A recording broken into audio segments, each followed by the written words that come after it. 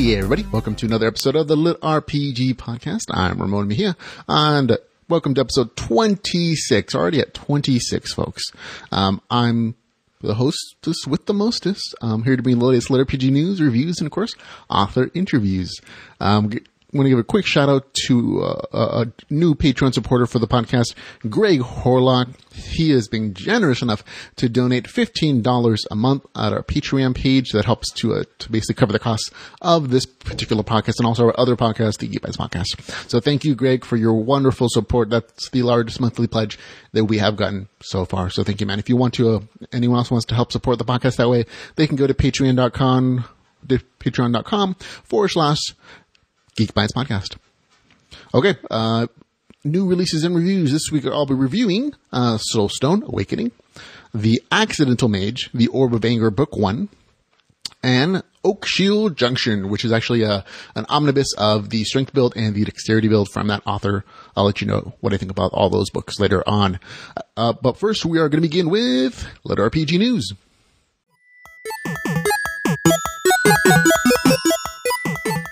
Hey, first in LitRPG news, we have a wonderful deal for our readers of LitRPG. Alaron Kong, author of the Chaos Seed series, has been nice enough to put his very first book in the series on sale, The Land Founding, for only 99 cents, folks. It'll be available at that price point till January the 17th, so it's a great deal for a great first book in the series, but you have to be aware, ladies and gentlemen, that if you buy this book, you're going to want to read the entire series, so just schedule out a nice chunk of your weekend to do so if you begin on this particular path.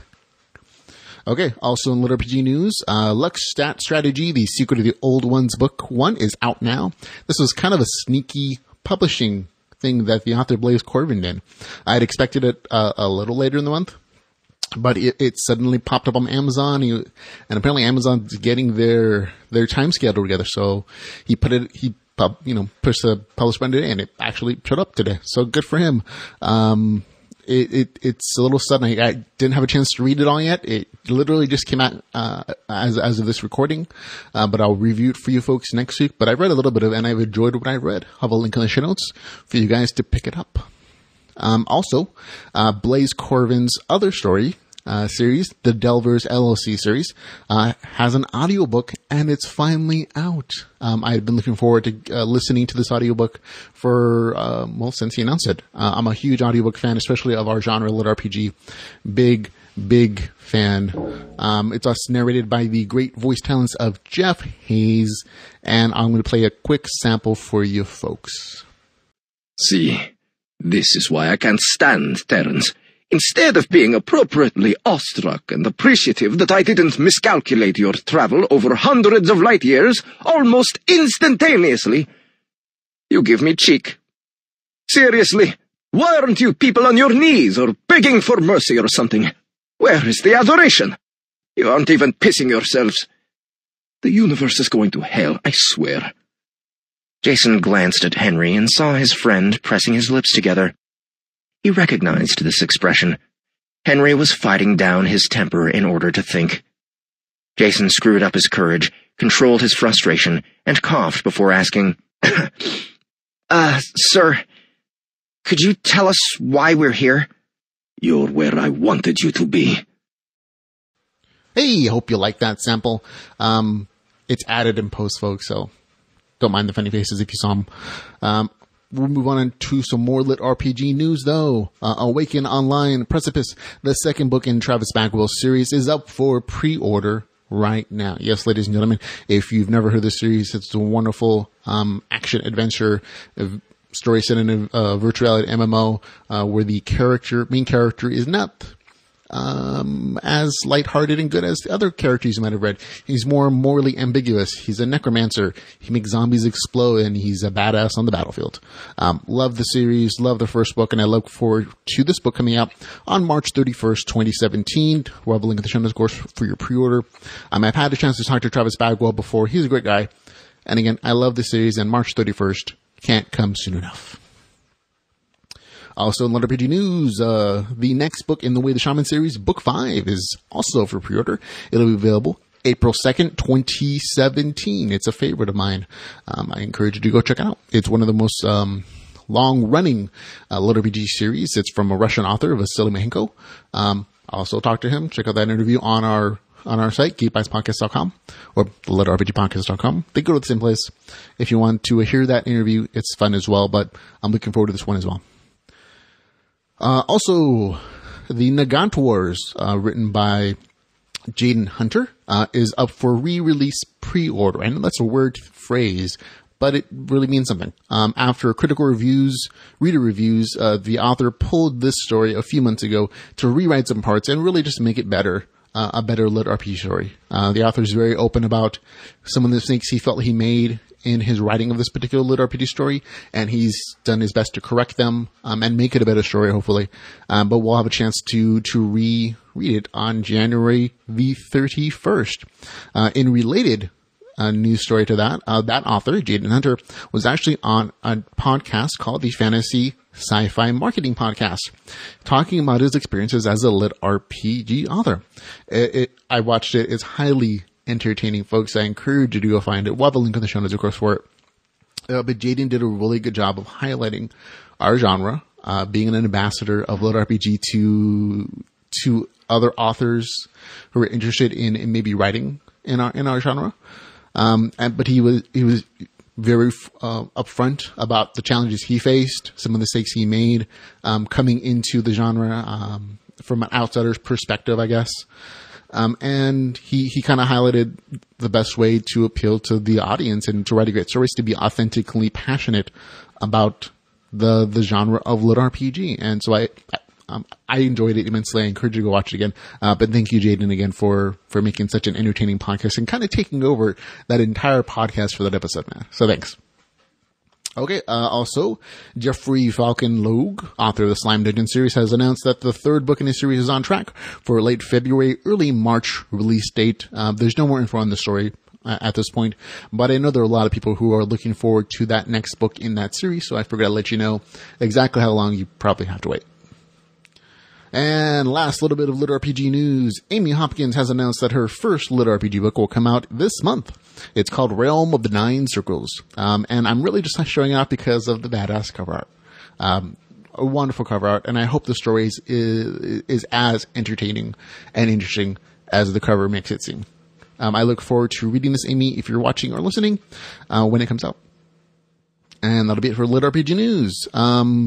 Next is upcoming LitRPG, where I give you a list for the next couple months of what's scheduled to come out on Amazon. Lion's Quest Undefeated is out January the 17th. You're in Game, Liberty Stories from Bestselling Authors. That's the Russian compilation, January the 20th. Spawn Campers, the LitRPG adventure in the Crucible Shard series, January 31st. The Nagant Wars, the Pansvama, out January 31st. Talked about that. Then there's Realm of the Nine Circles.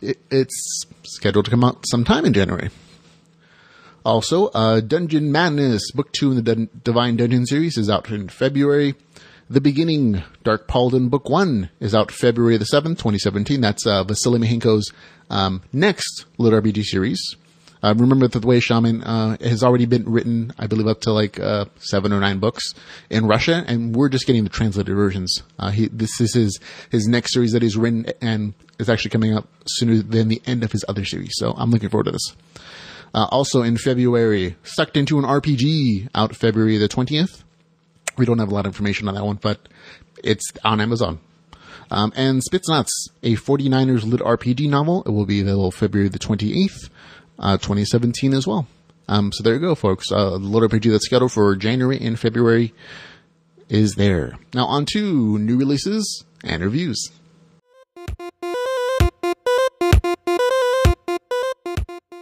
Okay, in new releases and reviews, folks, we have 3 stories that have come out this week and that I'm reviewing. First one is Soulstone Awakening by J.A. Cipriano. This book is 268 pages, $4.99. It is available on Kindle Unlimited. I will read you the description real quick. Aaron Hope plays video games, like a lot, not just professionally. When he entered the Epic Games Player vs. Player World Championship on a lark, this college senior never expected to make it to the final round, nor to get drugged and shoved into an alpha test for World of Rule. The premise for this virtual reality MMO is simple. Find all 8 treasures scattered throughout the world before the Maelstrom's forces devour everything in sight. The only catch, you can't log out. And if you die, well, let's just say what happens in the game doesn't stay in the game. And there you go. That's the description on Amazon for the story. Now, full disclosure, the author sent me an advance copy of the novel for review, but I've since purchased it because I liked it. The description of the novel is technically correct. That is the premise of the story, but it doesn't really play a big part in the novel. Like, they don't ever, in this story, they don't get any of those 8 treasures. It just kind of serves as a reason for the main character and several other players to be trapped in the game of World of Rule. Now, at its core, this story it's not an epic journey to destroy the Ring of Power or anything like that. It comes down to being just a fun adventure story with some gamers. I had a really good time reading it after I adjusted my expectations for the story, though. Now, if you're the kind of reader that needs their LitRPG game rules to be consistent and to make 100% sense and not be broken or bent, this is probably not the novel for you. It'll frustrate the heck out of you if you're that type of reader. Now, when I first started to read this, my mind really just kept pointing out game mechanic inconsistencies and plot points that seemed really, really stretched, a little on the verge of unbelievable. There were actually parts in the story that reminded me of a weird dream I had after a gaming marathon session, and I had too many chili dogs. They're that kind of surreal occasionally. For example, like the players' brains being taken out of their bodies and hooked up to a machine to play the game. The game notification system sounding like Elizabeth Hurley, a talking foul-mouthed rabbit, and the main character rolling 4 20s for his stats with the D20 die. All those kind of stretch the imagination a little bit, but they're fun. If you're not taking it like too seriously as a story, you're gonna have a good time. Just sit back and enjoy the ride. That's my advice if you want to really enjoy the story. And again, once I adjusted my expectations and just accepted that this is what the game is, and to be honest, that stretching and bending the rules makes sense within the context of the story. It's really a part of the story, so just be aware of that. I had a really nice time. The action adventure parts are really good. The game world had a nice variety of monsters for the players to kill. Skills and powers that players got access to were varied and interesting. All good things about the story. There are a couple of things that I wish would have been done better in the story. One, the NPCs really don't sound any different from the players. There's no real distinction between player jargon and NPC jargon. It's mixed up and kind of creates a bit of a schism in my mind. That's just me, though. The voices of the non-player characters really don't vary. Like, there's no distinct tone for each character, with the exception of maybe the foul-mouthed talking rabbit. The author actually makes a joke about this in the story, that the town guards look and act the same, they just have different names. So the author is very self-aware of these particular aspects, right? And maybe it's part of the satire of the story. Just it's a thing that stuck into my brain. Also, about 75% of the novel, there's a quest sequence that really just is a fight to fight, without any real break for character development, backstory, motivations. And I think it's a lost opportunity for the story to build a little more with their characters. The fights got they got more exaggerated, more hard, without the characters really getting a chance to learn and to power up, which is something that I think could have been done just a slightly better. But that's kind of it. No real complaints, just a few things that I thought could have been done better. This is really a unique lit RPG novel that at times feels like a cool gamer dream. I enjoyed reading it. I'd give it a 7 out of 10. So there you go. On to our next review, The Accidental Mage, The Orb of Agner, Book 1. The hard title is only one thing I found have an issue with this on the story. Written by Constantine Noble. The role is obsessed with Hyperion's Keep, a virtual reality game that allows people to join the fantasy realm and make real money. The only issue is that if you die in the game, you die in real life. Follow Lorcan as he and his friend, Jacob, come of age and join Hyperion's Keep for the first time. All player classes are not created equal, and when Lorcan accidentally chooses the Mage, the weakest class, will he be able to find success. That's the premise and the description of the novel. It is 33 pages. Yep, that's right. It's 33 pages, folks. It's 99 cents. It is also available on Kindle Unlimited. Now, this is a really short story, and most of the 2 and 3 star reviews on Amazon for this are related to the short nature of this story. And to me, they're actually valid. I've read a lot of other serials. I'll be talking about another serial story the next review. And this one just doesn't do a good job of creating a full story in a compact manner. That's just my opinion, but I'll go into details as to why. For example, a good 20% of the already short novel is an information dump, defining terms, telling the reader about the online game stuff, and I don't know that was particularly necessary or useful for a use of the 33 pages in the story. The author also chose a very interesting combination of dying in the game, dying in real life trope, plus the character gets the worst class trope. And those two ideas, while interesting, I was really interested to see if the author did them well, don't usually combine because they're not really complementary concepts. Usually if you have a bad class option trope in the story, the player character has the opportunity to die repeatedly to learn how to best play that particular class. Like dying is part of the learning process for that character to figure out the best way to make that character shine and to make it the best class ever. That's part of that particular trope. And that doesn't work in this case because if the character dies, he just dies in real life, which ends the story very quickly. So I was really curious to see how the author would address that particular issue. And the answer is he doesn't. It doesn't really get addressed. It's too short. I was really okay with the spelling errors the grammar errors I found in the story. Not a huge deal for me. I'm okay with the page counting too. I like serials. They're fun, or short stories, whatever you want to call them, novellas. I'm okay with the format. Now, what I'm not okay with was the bad ending. I'll just say it's bad. It's an abrupt ending where the best friend is suddenly killed by a group of thieves because they can magically break the game rules by turning a player versus environment zone, which is supposed to be safe for players, into a player versus player zone, which is like, wait, what? And then somehow the main character magically survives, even though he's the weaker class of everybody, by using an overpowered magical artifact they just happened to discover a page ago. And then the novel ends, saying, I'm going to get revenge for my friend. And then that's it. At the end of the novel, the author says they're planning to release another story in the series. And while I hope the story continues in the next one, I can't recommend this one at all. It's just really super frustrating. And I had hoped that it was going to be better, and it just wasn't. So there you go. On to our next review, last one for the podcast, Oakshield Junction. Now, this is actually an omnibus of the author's other series, written by Stephen Shelley. The author wrote 2 other serial kind of arcs in the series called Strength Build and Dexterity Build, and this is kind of the collection of those 2. I believe this is the end of that particular series, so this is a great opportunity to grab them all at one time at a slightly cheaper price. Now let's see. I'll read you the book description real quick for you folks who haven't had a chance to look at this at all. Nick Stanners has no money, no job, no prospect. He lives in one of the most crime-ridden apartment blocks on the West Coast. His girlfriend uses him for a place to stay. I'll skip that part. Nick gets the opportunity to jump into a new kind of virtual reality game where he can make money and improve his life as a pixel runner. Will he succeed or fail? That depends on his merits.